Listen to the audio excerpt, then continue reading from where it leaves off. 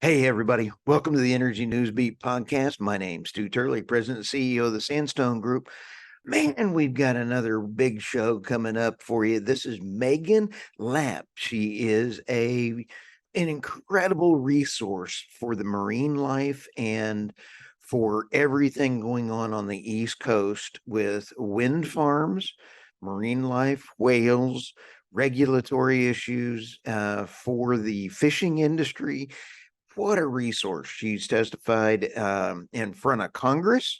She's been on Fox. She's been on all of these other news outlets. She is leading the charge trying to save mariners' lives. She's trying to help get the word out. So stay tuned and listen to Meghan. She is just a wealth of information. Before we do that, subscribe, like, share, tell your friends, tell your kids, tell your dogs. We are so happy with the success of the show. We just want to thank everybody that's having a great time listening. We've had wonderful guests like Doomberg. We have Dr. Patrick Moore coming up for the second podcast. It is crazy wild how much he knows about taking care of the environment, where we are with energy. We've got another one coming up with Craig Rucker. He is the president over at CFAC.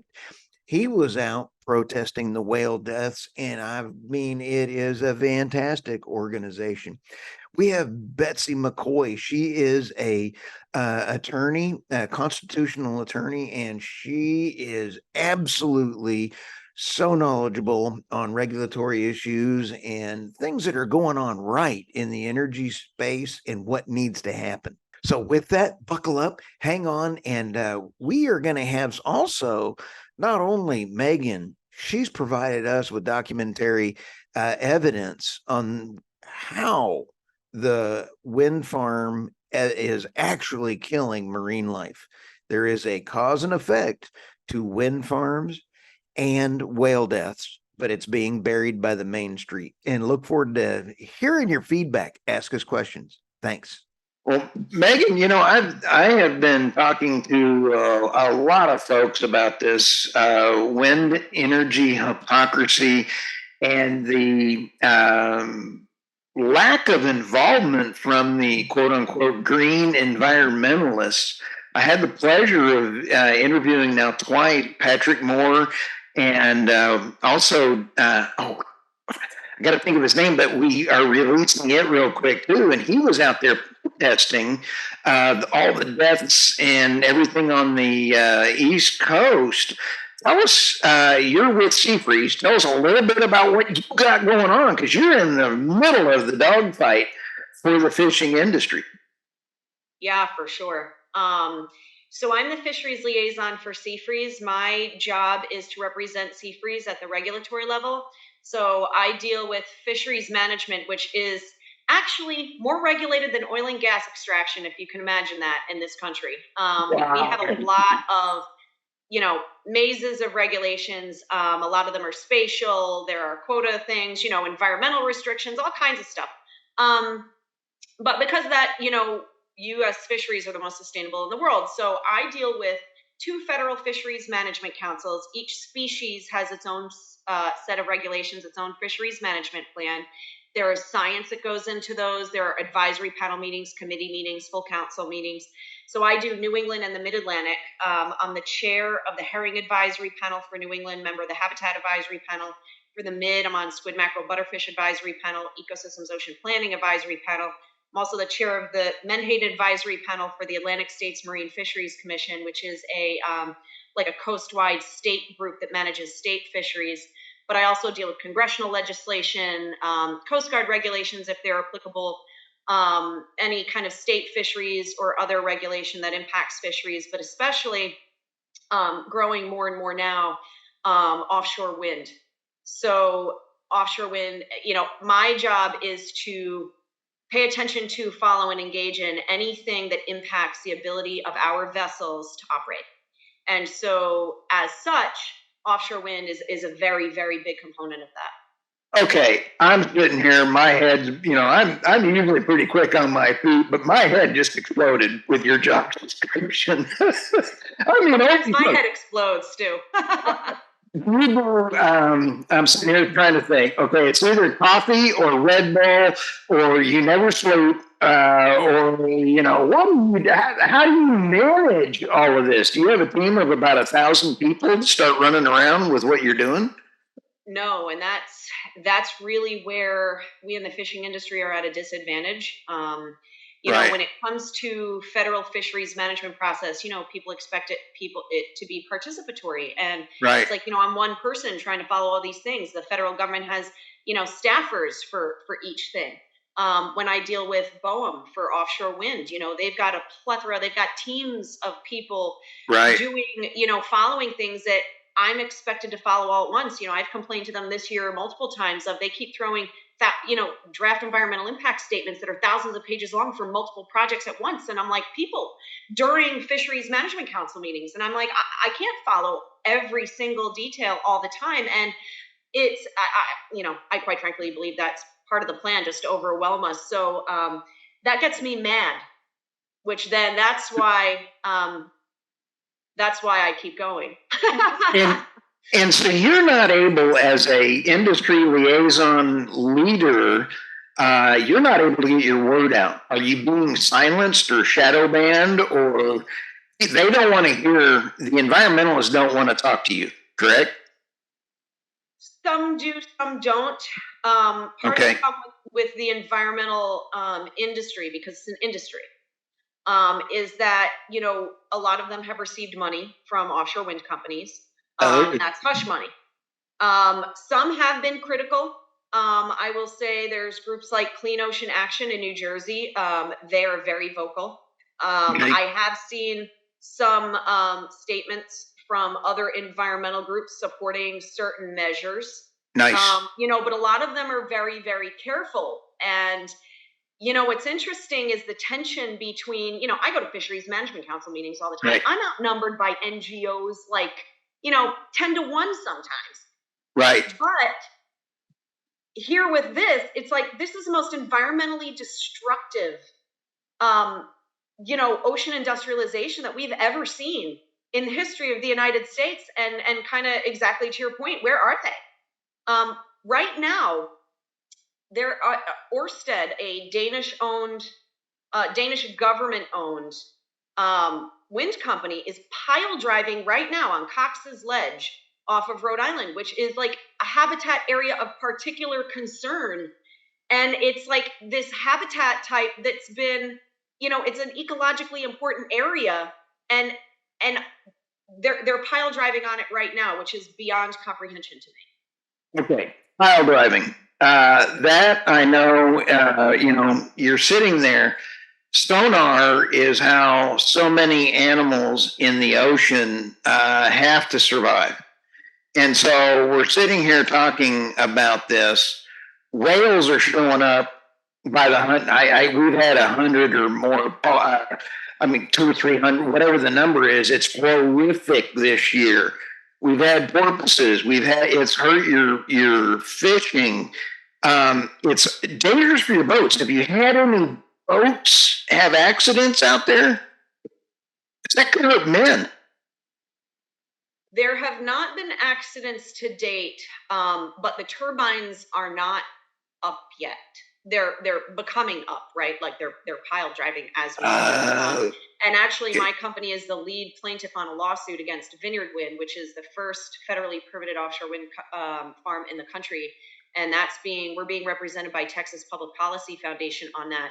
And we're actually in an appeal right now at the Court of Appeals to try to get them to stop construction until the case can fully be heard.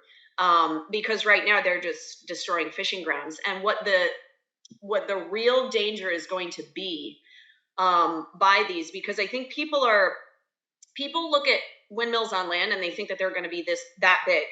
The ones at sea are going to be 1,000 feet tall. Each blade will be larger than a football field, and we're talking thousands of them being planned. So right now, Vineyard Wind is part of a lease area off of Rhode Island and Massachusetts that is bigger than the state of Rhode Island. Like, it's bigger than a state, smallest state, but still, like, it's a state, right? Right. And windmills cause radar interference. They cause radar interference of all kinds, defense radar, air terminal radar, all kinds of radar, but, weather radar, but especially for us, importantly, marine vessel radar. So our boats are working at night in the fog and inclement weather, and we're going to lose the ability essentially to see. And that's a huge, huge safety implication. And when these things are up, we're definitely not going to be able to operate our gear in a wind farm. And I can go into that in a little bit. But as far as the radar issue, it's not going to be safe even to transit. And the danger of that, I started screaming to the Coast Guard about this years ago. And I said, do a modeling analysis for this, for this type of thing, right? For this many turbines, this size of turbines. There was data from the UK that showed it was a problem, but it was all done on smaller turbines. And I'm like, these are much bigger. You guys need to do something updated. They refused to do it. The navigational study that was done refused to look at radar impacts, and the Coast Guard guy in charge of it, who wrote it or was in charge of writing it, the report came out and said, we're unaware of any radar impacts or scientific studies documenting radar impacts as a result of offshore wind turbines. And I was like, bull crap. The Coast Guard did an analysis for Cape Wind in 2006, a modeling analysis, and I was asking for an updated version of that. But the guy who was in charge of that report for the Coast Guard went before the report was finalized to become the director of marine affairs for an offshore wind company holding leases in the area. And it was never redone. So I screamed and yelled about it. I went to Coast Guard headquarters about it. The people at Coast Guard headquarters, the chief of the Office of Navigation Systems for the United States of America, had no idea that there was radar interference. So I kept pushing the issue. Meanwhile, projects are getting approved at this point. And then after they're approved, the National Academy of Sciences came out and wrote an entire report saying, oh yeah, this is like a huge problem. There's no immediate solutions. It's going to have, all these impacts. And they actually quoted part of my comment submission to the Coast Guard. And I'm like, every single thing that I said was completely justified, and I backed it up with all kinds of, data, and nobody wanted to listen. So now we have projects right now that are approved by the United States government, and we do not have a solution to mariner safety and radar interference. No wonder you're passionate about the way you describe this. I mean, I can see you're just getting riled up. You would be the best mama lion on the African plain protecting her cubs. I love your passion for trying to get this horrible word out. And it's on deaf ears because of the money coming in from the renewable market. Is that what I heard? There's quite a bit, the wind companies are terrified of bad press. There's a lot of cover-ups going on right now, even by the current administration. I have been on various Fox News programs. I've been on Newsmax programs. I've been on various podcasts. And people are paying attention, as you said, to the whale issue. But what's very interesting is, I've been screaming from the highest rooftop, like, for years about things like mariner safety, radar interference, defense radar interference. I didn't know. Right, because nobody knows. And now what has happened is that because of the dead whales, information is starting to surface. Now the word is starting to get out, and it took all these dead whales washing up to kind of get people's attention. And what's funny with that is, as soon as the whales started washing up, nobody's ever seen this before. Like, these are not just, like small animals. Like, these are like 45-foot humpback whales. Like, they're big. And nobody's ever seen this before. They just keep on washing up, shockingly, in coincidence with the offshore wind farm seismic geotechnical surveys. And those surveys are not as strong as oil and gas seismic, but they are seismic, and they have an impact on whales, because the wind companies have to get incidental take authorizations from NOAA to be able to do the surveys. And those incidental take authorizations allow for temporary deafening of whales, and particularly large baleen whales. And the problem is NOAA's like, well, we're going to give you these permits to do this. We're going to give you these authorizations to do this. But for the large baleen whales, we really don't have any science or hearing data on them. So they're kind of like taking a wild guess. And then they say, well, but if you exceed this many takes, then, you can have this permit revoked. But there's nobody monitoring how many takes there are. They don't have the data to be able to say, well, this is either going to cause temporary or permanent deafness. They expect it to cause temporary deafness, and they say, well, if you keep on getting exposed to temporary deafness, you can become permanently deaf. And then the whale's ability to navigate, to forage, to communicate, obviously is compromised. They're going to be easy ship strikes. So these permits are being issued, right? But then you'll have a NOAA spokesperson come on TV and say, no, there's definitely nothing to see here. There's definitely no connection between the two. And I'm like, you're issuing like these incidental harassment authorizations that allow for deafness. And how can you say that there's no connection? And it's because nobody wants there to be a connection, because then it would have to be shut down. So what you're seeing is a coincidence in time and space, and then all of a sudden something happening that nobody's ever seen before. If this was any other industry, it'd be shut down immediately and there would be investigations. Right. Literally, I was at a Fisheries Management Council meeting like 2-3 weeks ago. I'm sitting there trying to pay attention to fisheries science, right? And I've got a guy who's offshore on his boat, and he's texting me. He's like, here's another dead whale, and he's sending me pictures. And I'm like, can you give me your coordinates and a picture of your chart plotter so I know where you're at? So he does, and I'm looking at it.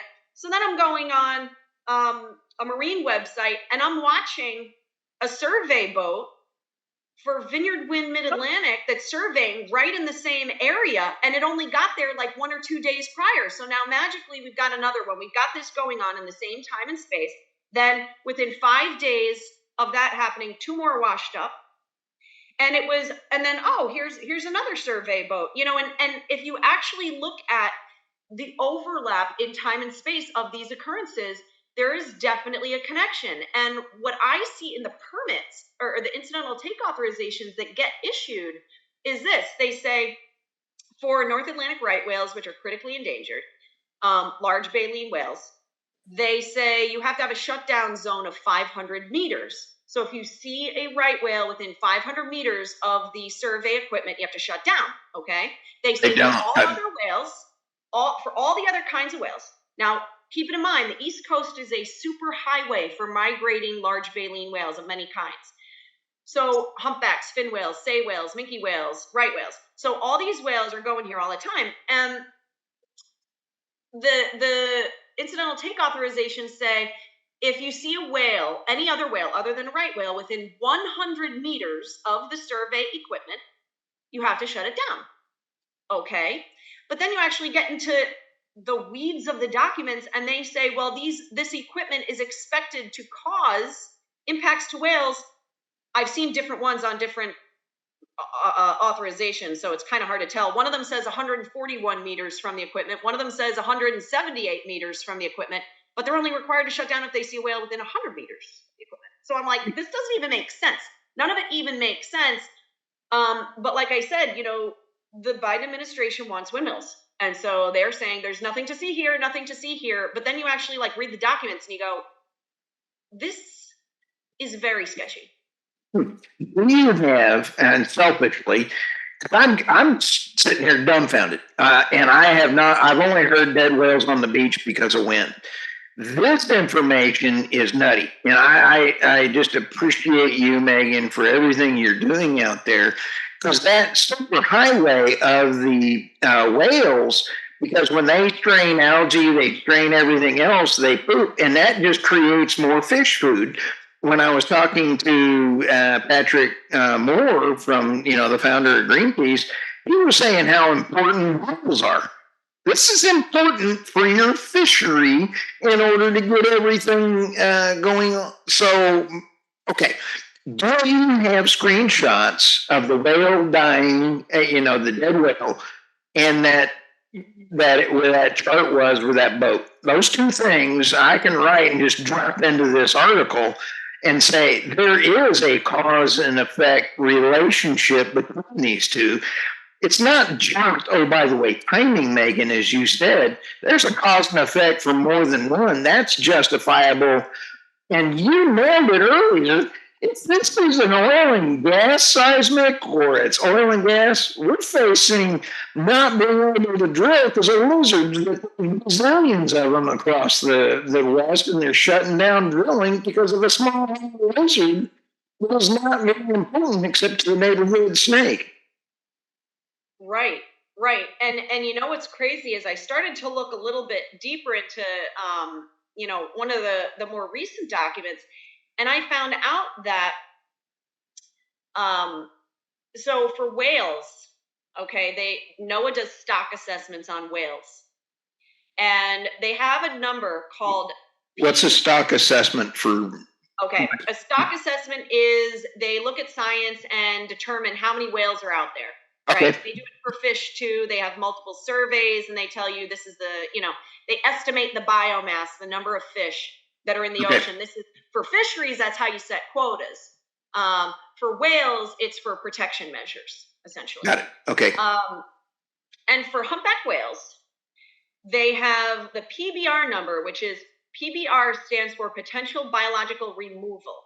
So it is the allowable number of like whale deaths attributable to humans that can occur in a year without the population's suffering, like the actual whole population, right? So for this year, the PBR for humpback whales is 22. But since December, we are already at, I believe, 39 humpbacks dead. So you've almost doubled, right? You've almost doubled it. And still, nobody's going, maybe we should look at this, And it's truly unbelievable.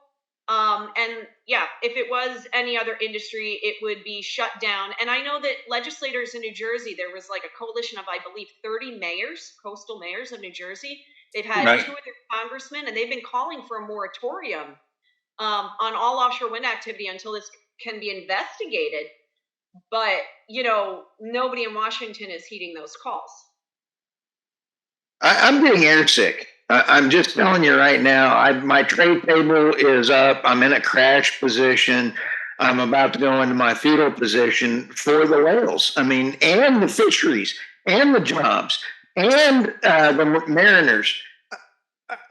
Horrific. I mean, yeah, and if you think about, that's what it's doing to whales. Think about what it's doing to everything else in the ocean. Porpoises, everything. Think about, even, finfish, shellfish, whatever other kinds of things, plankton, larvae, fish larvae, eggs, that can't get out of the way. I have heard various fishermen say, if they've had, what do you call it? Pots, say conch pots or this or that in the areas where the surveys are, they come up dead. Or, if there's a survey vessel in the area, the fish leave, they don't come back for, days. So, you hear all these different, reports from people, and obviously there's going to be an impact, right? Like there's going to be an impact. But I think what's really just unbelievable to me is that for these surveys, there's no real permits for them. There's not really oversight of them. There's not, it's a very loosey-goosey process for a wind developer to be able to go do one of these surveys. And as I have, gotten more familiar with the various processes, the difference between how oil and gas processes go as opposed to offshore wind processes are very different, even though they're overseen by the same federal agency. And that is something that is very questionable to me. Right. Energy hypocrisy and environmental hypocrisy drives me nuts. It is so sad. What can people do is they need to know. We got Megan, we got to get your word out there. and they got to contact the politicians. But if the wind lobbyists are throwing money at this, what are some of the other ideas that you can do, or other things that are available in your quiver in order to go try to help the real whales, help the marine? Because that ecological in thing is critical.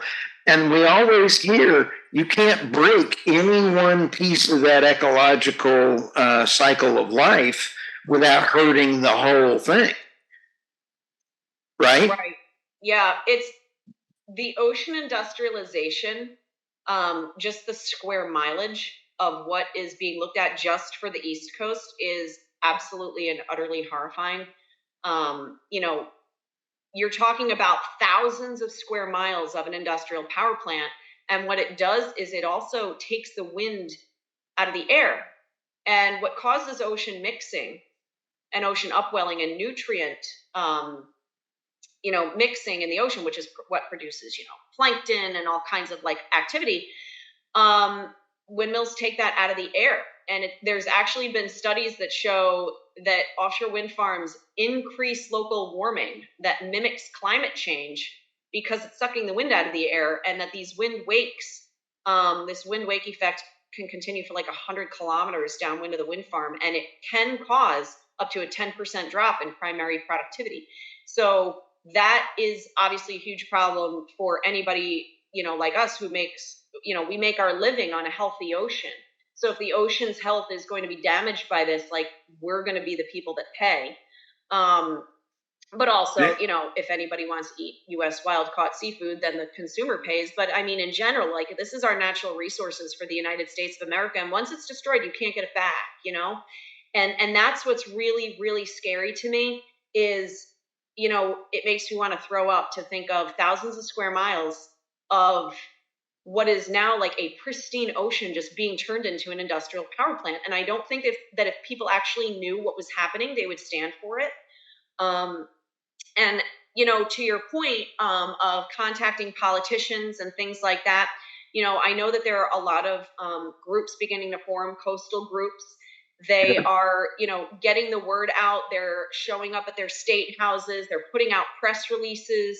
Some of them are filing lawsuits. I think right.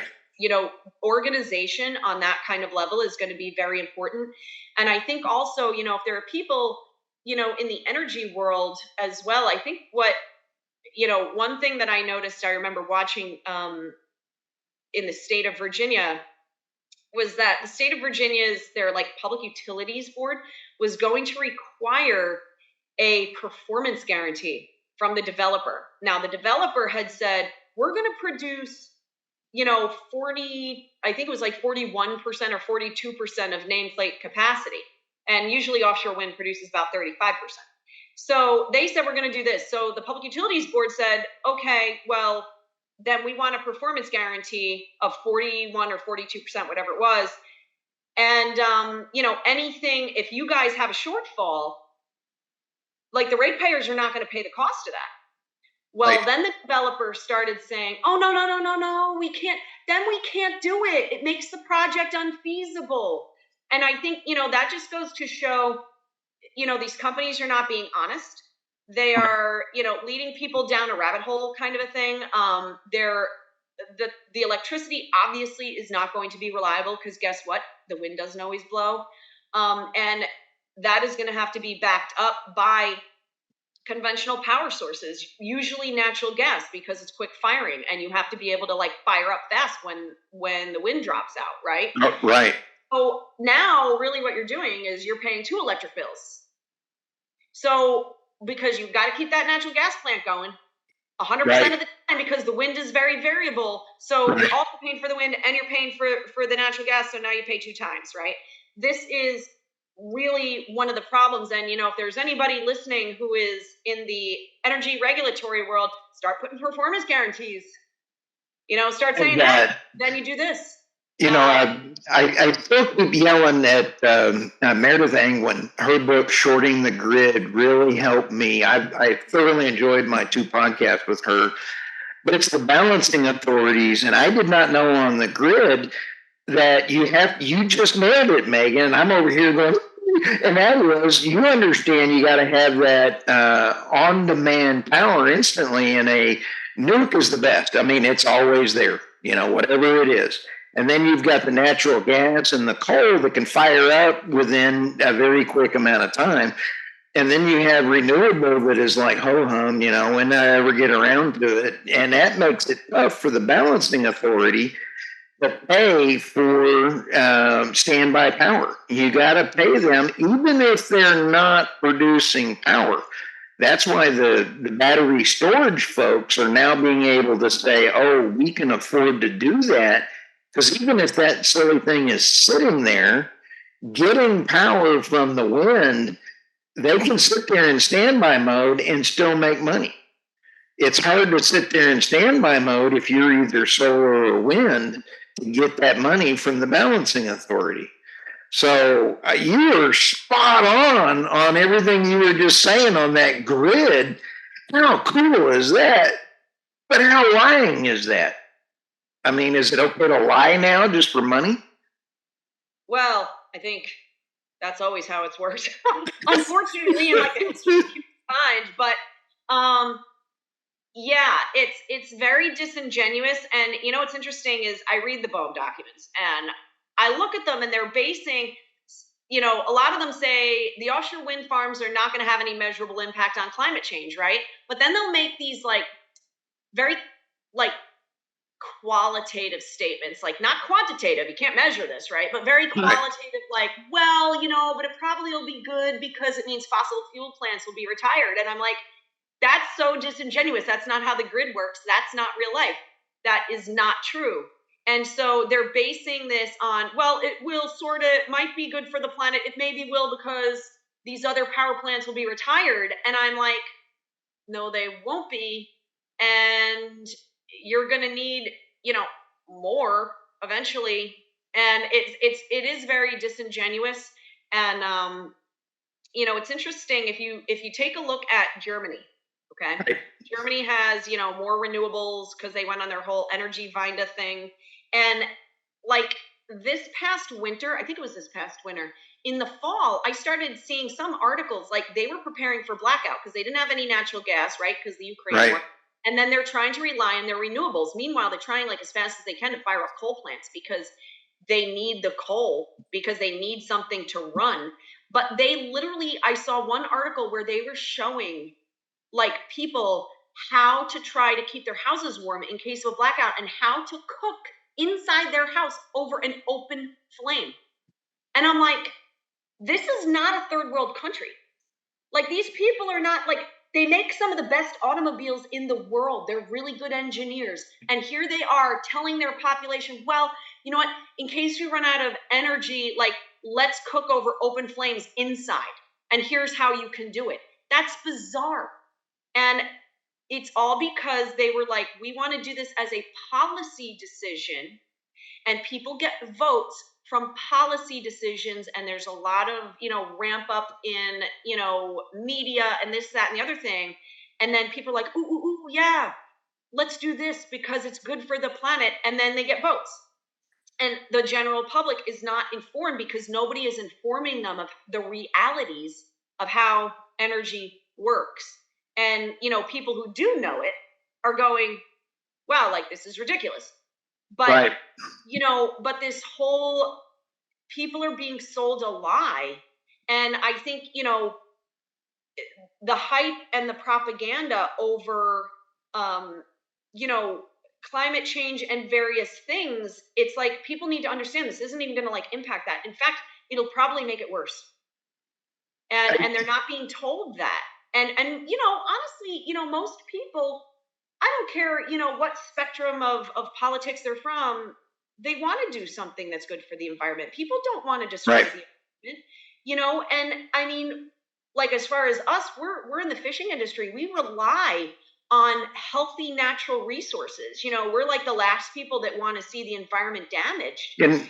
And again, fishermen, fish hatcheries, hunters, it's everybody's saying, oh, the hunters are going to kill Bambi, but they actually very much cull the herds and deer. And if you don't do that, they starve because they eat all the food, and so it's healthier with managed wildlife.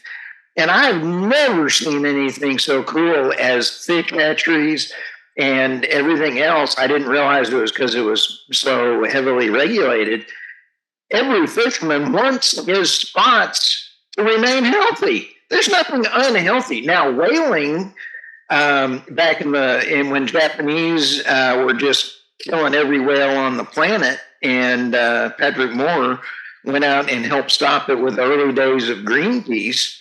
That wasn't healthy. That was some of the fishing that didn't do good. But every U.S. folks, I don't know anybody. I have not heard of anything except great things, Megan. I think it's from folks like you having to follow all of that kind of stuff. Do you know Craig Rucker? He's the president over at CFAX. Yep, I do. I just did his podcast a little while ago, and they're about to release it as well. I liked him. He was out on a boat trying to, going, you guys are stinky on this wind farm stuff. So I'm trying to get his podcast out as well, too.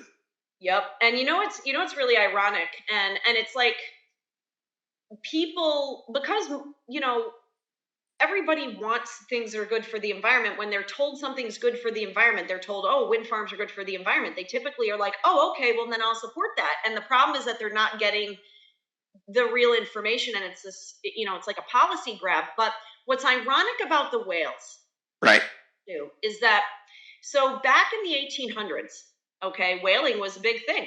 Right. Whale oil. New Bedford, Massachusetts was called the city that lit the world because they had so many whaling ships that went out and they caught whales, killed them, got the oil, and they sent whale oil literally around the world. And that is what powered like early electric, quote unquote, like street lamps, right? Right. And that's why New Bedford was one of the wealthiest cities in the world, was because the whale oil, and New England was the capital of the whaling industry worldwide. So now, right? Back then, it was kill the whales, essentially, for energy, right? We needed energy. Kill the whales for energy. I'm pretty sure that's why oil is still measured in barrels, because it was how many barrels of whale oil can you fit on a ship?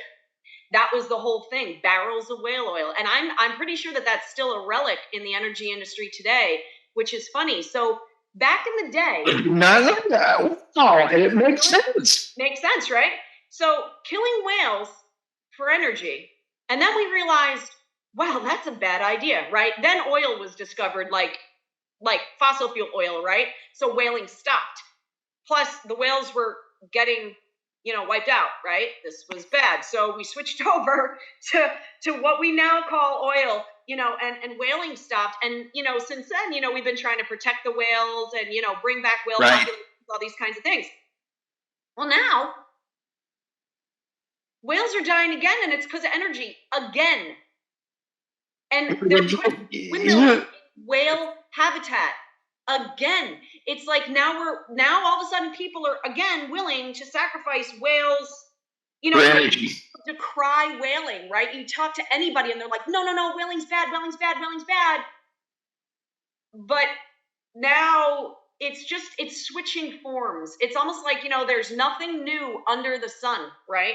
It's like the same situation, just modernized, and here we are.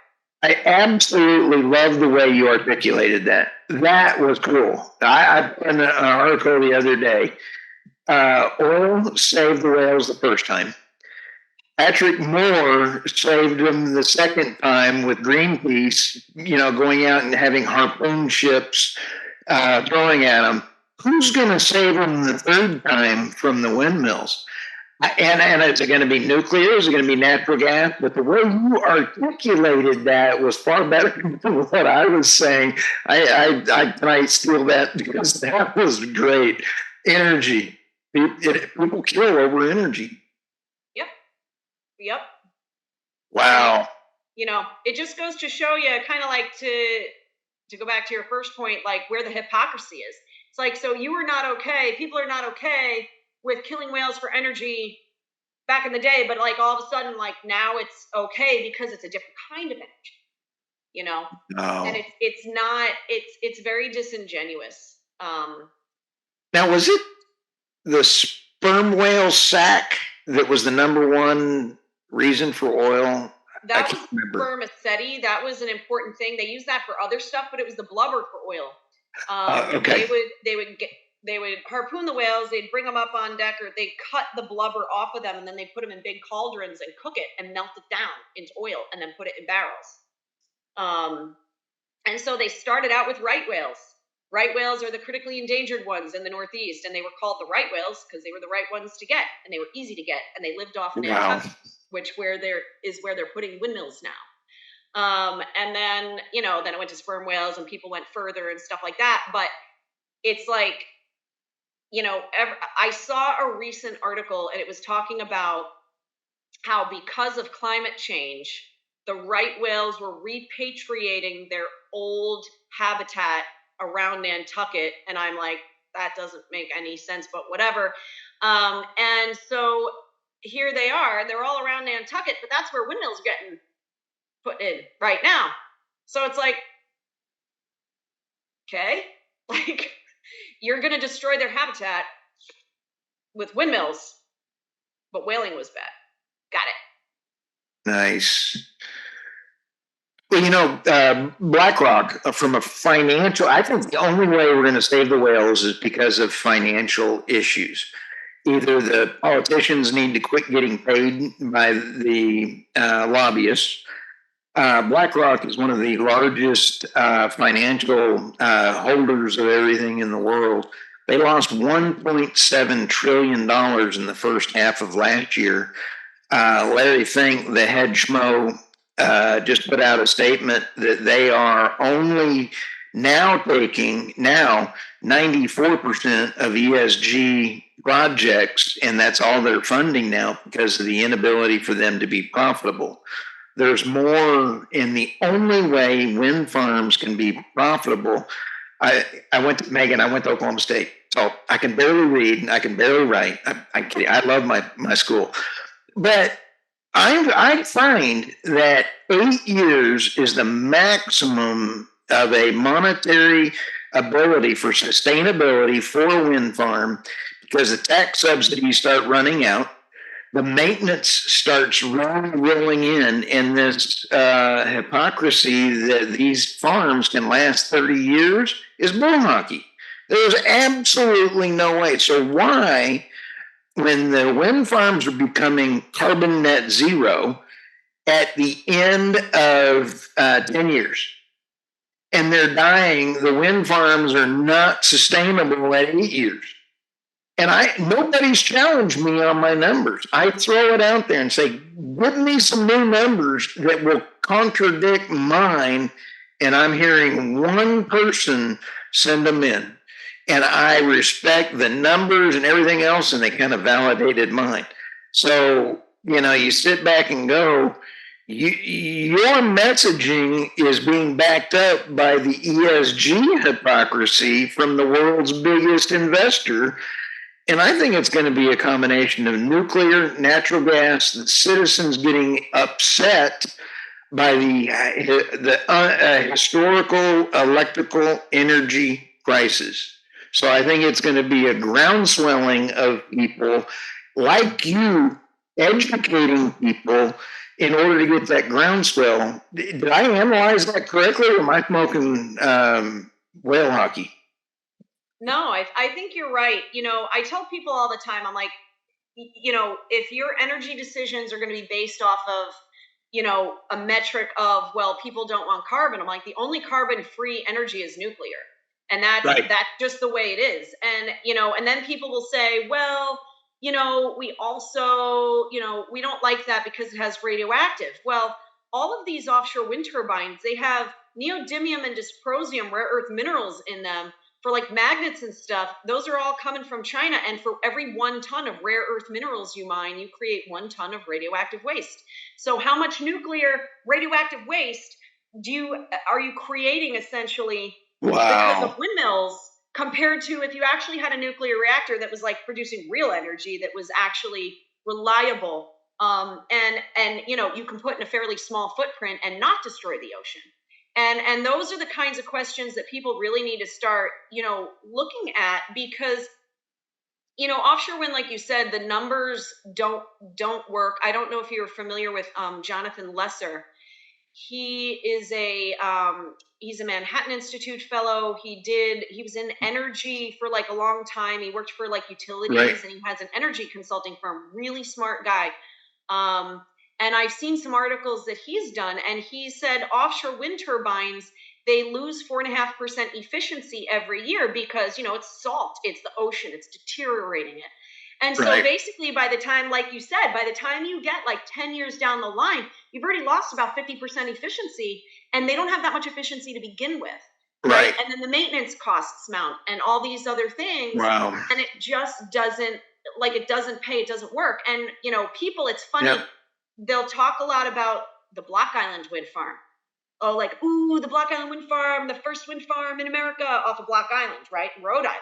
And I'm like, I live in Rhode Island.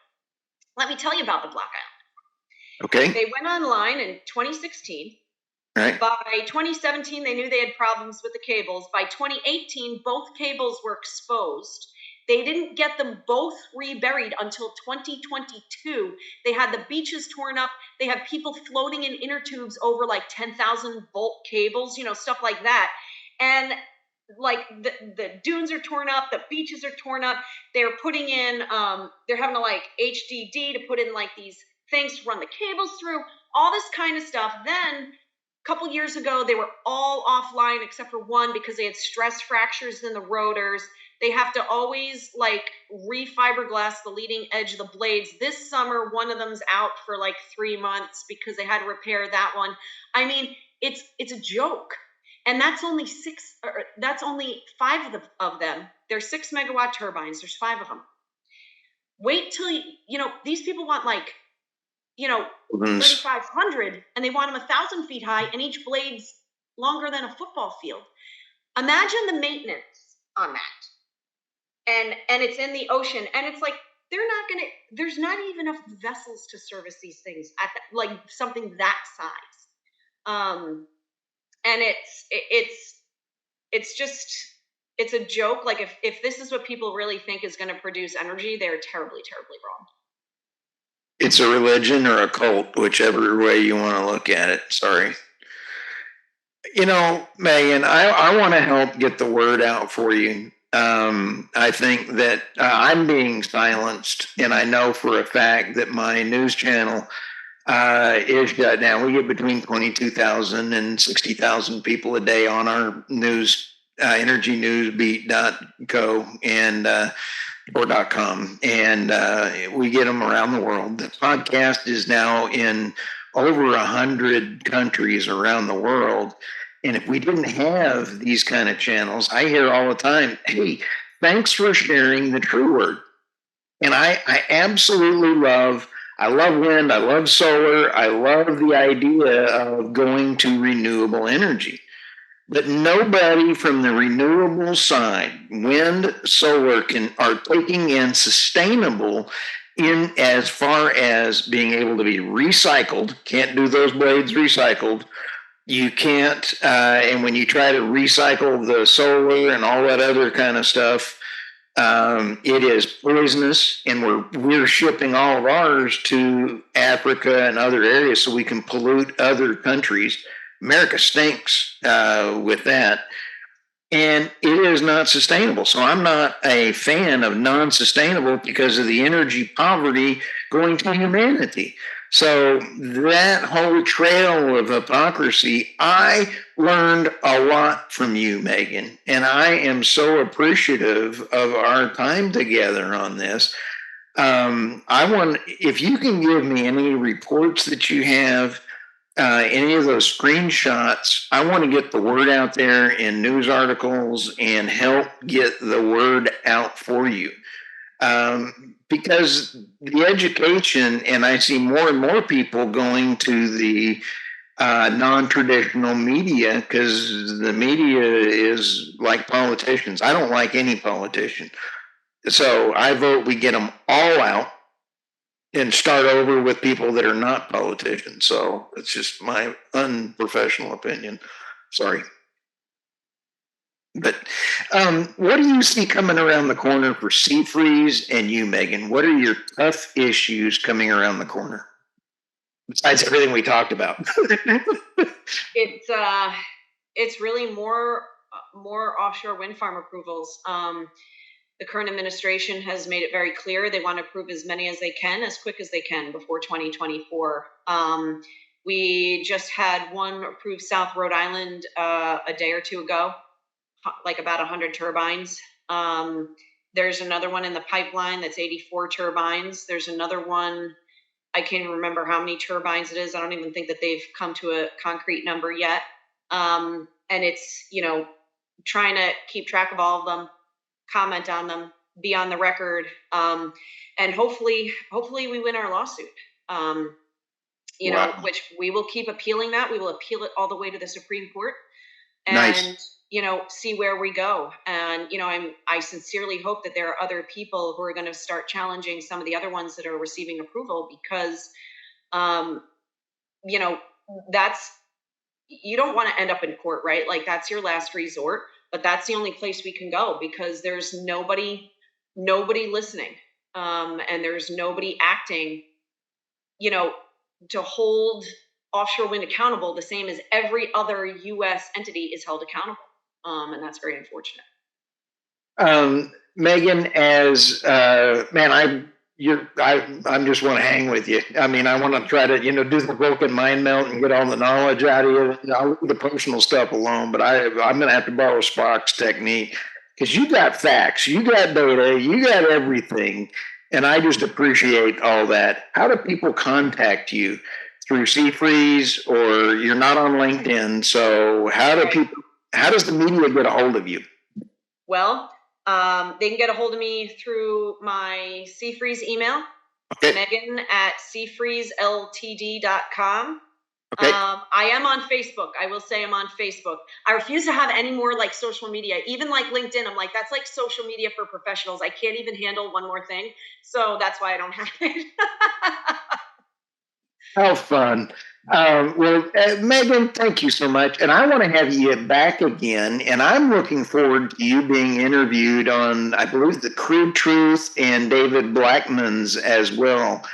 And we got to get the word out on everything. Yep. So if I hear of other channels, I'm going to make sure that your contact information is out there. So thank you so much. I appreciate it too.